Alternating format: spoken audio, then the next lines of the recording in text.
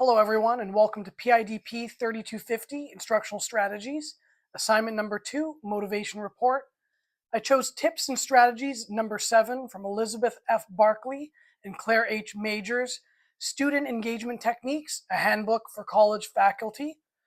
This tip and strategy is on teaching what's worth learning. It's not surprising that students are more likely to feel motivated in a class if they believe they're learning things worth learning. I chose this strategy because of its relevance in the educational work I'm doing for Good Life Fitness personal training.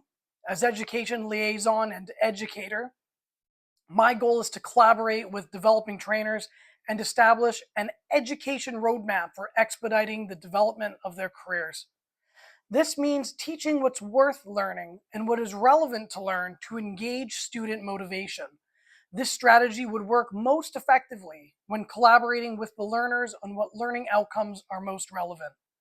Wiggins and McTighe's framework of concentric circles would be a tool used to establish what content the learners should be familiar with, identifying the more important knowledge and skills required, and the essential understandings that would be developed to anchor the course and establish why the learning outcomes are relevant to their career advancement.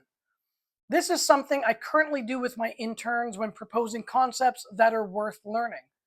The aspect of motivation I'm examining in my report is intrinsic motivation. This idea reinforces that teaching what's worth learning appeals to Malcolm Knowles' 6 assumptions of andragogy. The notion that while extrinsic rewards can spark initial interest, it is the intrinsic motivation that sustains long-term learning and student engagement. A fundamental characteristic of learning is that students must connect what is being learned to what is already known, and that the blend of motivating factors and active learning that promotes student engagement is unique to each individual. This insight has influenced my views as an educator by making me more conscious of collaborating with my learners and developing content that's worth learning. In my field of work, the intern trainers would most be impacted by this motivational aspect. Since this motivational aspect appeals to Malcolm Knowles' assumptions of adult learning, explained in Sharon B. Merriam and Laura L. Bierema's Adult Learning, Linking Theory and Practice, which explains the assumptions about how adults learn and describes the learner's self-concept, overall experience, their readiness to learn, problem-centered orientation, internal motivation, and their need to know why certain learning concepts are necessary to learn.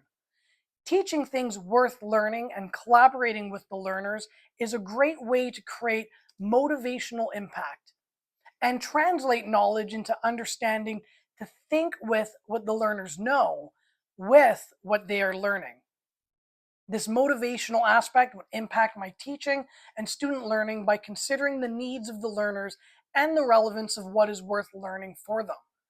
This motivational aspect is learner-centered and would have my teaching instruction reflect the needs of my students, creating an environment of collaboration and respect between the learners and the instructor. Utilizing Janice Miller Young's revised Bloom's Taxonomy of Learning in A Guide to Learning Outcomes at the University of Alberta, I can propose a learning taxonomy similar to Fink's, where he goes beyond information gathering, following the categories of foundational knowledge, application, integration, human dimension, caring, and learning how to learn. I would propose periodizing learning concepts worth learning for my students, taking small bites out of the entire learning process to develop them where they are now to where they would like to be, keeping the topics relevant and worth learning, using this motivational tip and strategy.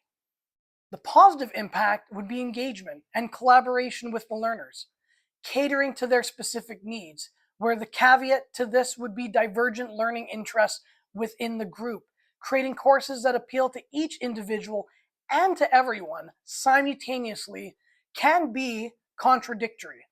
Teaching things worth learning for everyone may be an undesirable difficulty for the instructor, causing delay in curriculum planning. It's for this reason employing tools such as learning contracts with the group are important to ensure curriculum design appeals to most of the students and helps anchor the course to maintain adult-student engagement. Thank you for listening. References for this video can be found in the description section below. Bye for now.